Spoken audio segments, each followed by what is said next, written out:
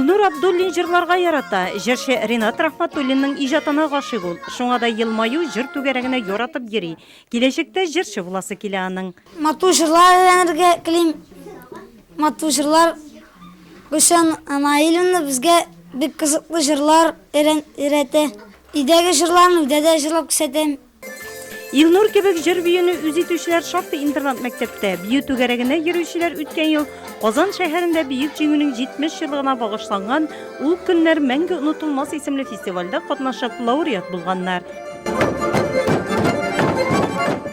Мина биюдә бик ошый, без монда һәр көнне һәр кружокка йөрибез, бердә калдырмыйбыз ул без кружокларны.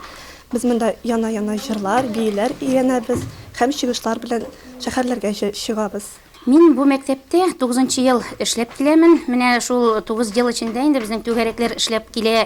Җыр түгәрәге алып барам, бию түгәрәге, театр түгәрәге белән эшләдек. Бу ел инде күпчелек алдык без бию түгәрәге белән җыр түгәрәген. Балалар бик яратып йөриләр.